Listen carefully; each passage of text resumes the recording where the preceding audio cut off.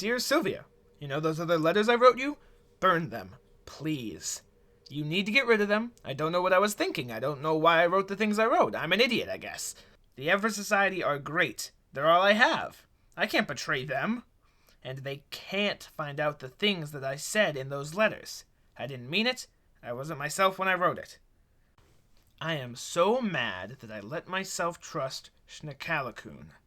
I listened to them, I believed them, I thought they cared about me, and I thought that the Everest Society had to fall.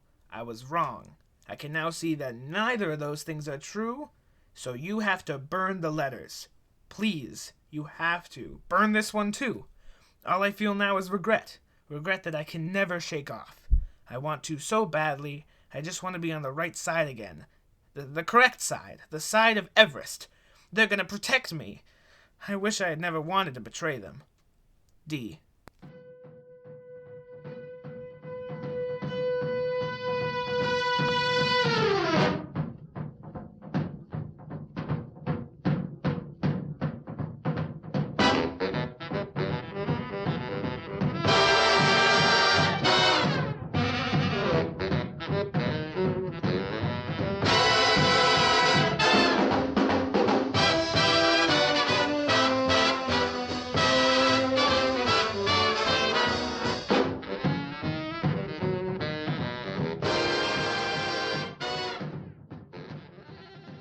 Good morning, Bedford. Schnick.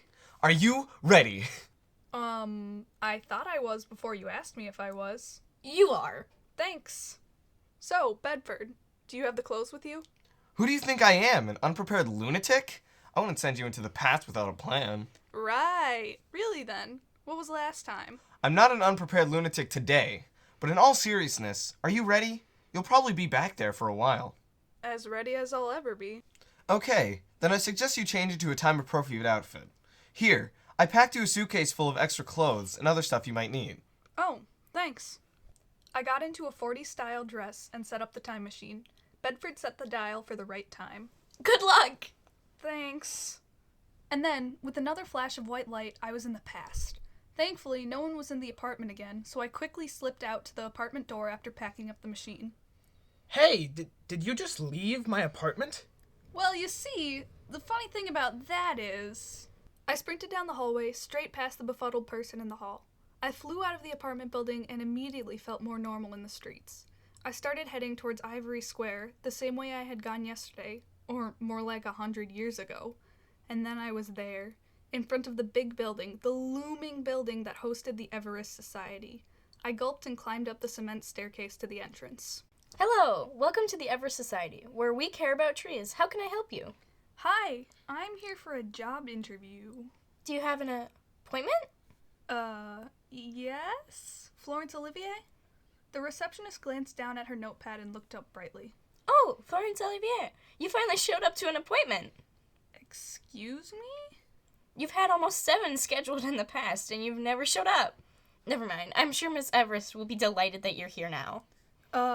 I'm sorry I missed my appointments. You see, I moved from France, and it took longer than I thought it would. You're from France? All right, then. Well, Miss Everest's office is at the end of the hall. She'll be waiting for you. Merci.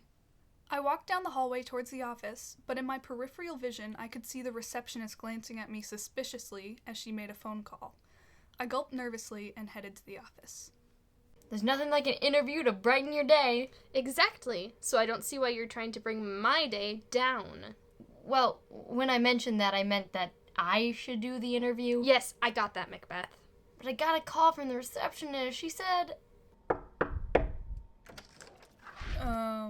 Bonjour? Ah, bonjour. Tu es Florence Olivier, oui? Oui. I'm Florence. Please, MacBeth, I can handle this interview. Please, Iris, I should handle this interview. I'm pretty sure interviewing potential employees is specifically my job. But this one is kind of acting really weird. You're really weird. Now get out of my office. Actually, if you don't mind, I'm going to supervise this one. You know, performance reviews. I want to make sure you're on top of your job. I suppose I don't have much of a choice, do I?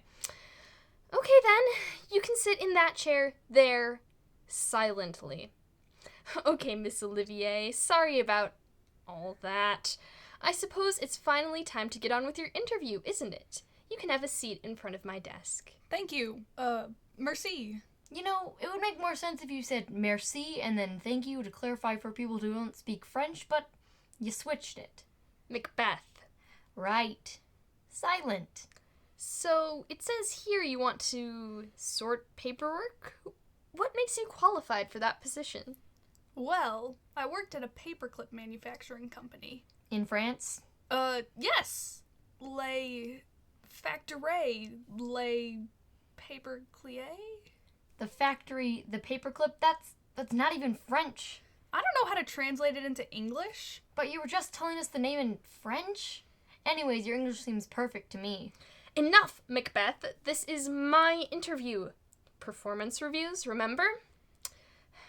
So, Miss Olivier, at the paperclip factory, what did you do there that would make you qualified for sorting our paperwork? I was a paperclip salesman. I spent a lot of time demonstrating how paperclips worked, and in doing that, I ended up sorting a lot of paper. All right then. Strengths and weaknesses? Iris, honestly, you ask the most boring questions. I would fall asleep getting interviewed by you. You haven't fallen asleep yet. This is how you do it. Miss Olivier? Miss Olivier? Oh, you're talking to me. Fine, if you think you can do it better than me, take this interview. Just take Miss Olivier with you and get out of my office. Right then. I will. Miss Olivier, follow me to my office. It's cooler and better, so you're in for a treat. Hey, I heard that. Follow me. The woman I walked behind, MacBeth, seemed even more out of place than I had been when I first arrived in the past. The first shocking thing you noticed about her was her hot pink, incredibly short haircut that looked straight out of the present day. Something I noticed when walking behind her was that she wasn't wearing any socks or shoes, something that hadn't been apparent in Iris's office. Her pants were pinstriped, and her vest matched the striking color of her hair. Her stained lab coat flowed behind her as she led me through the maze that was the Everest Society. Welcome to MacBeth. MacBeth? You know, Chez, as in the home of, as in French? Oui, MacBeth. I'm gonna be honest with you, Miss Olivier. I'm not gonna ask you about your job experience or why you should be working here because you're extremely suspicious. First, you're obviously not French, so stop saying you are. Just drop it. It's embarrassing, honestly. But why would someone need to pretend they're someone else? Because they have something to hide. So, Miss Olivier, what are you hiding? I am actually from Canada. I found that it helps to put French on my resume, even though I primarily speak English, eh? Canada. That's not really something to be ashamed of. What do you have got against Canada? I mean, nothing. Canada's great. Then why did you move here? I wanted to seek new opportunities. You did it. She stood up, shook my hand, and patted me on the back. What? You're hired. But why? Because if I was from Canada, I'd want to seek new opportunities too. I mean, what do they even have in Canada? Mooses? Meese? Yeah. Now that you're hired, you will sort my paperwork specifically. Your first day of work starts tomorrow, so rest up. She pulled an ordinary room key marked with the number 233 from a drawer in her desk and handed it to me. We have a super convenient housing arrangement for our employees, and guess what? If it's your first year of working here, we don't charge you a cent. How convenient. Yeah, it is awfully convenient. Oh, I almost forgot, you might need a map. This place is crazy big. Here you go. Thanks. I started to head out of her office, but before I did, something caught my eye. It was a box just like the one that held the old-fashioned camera that was actually Bedford's time machine. There was no doubt this was the original time machine. MacBeth glanced at me and raised an eyebrow, and I rushed out of her office, hoping she hadn't seen what I was staring at. Because after all, she was suspicious of me already.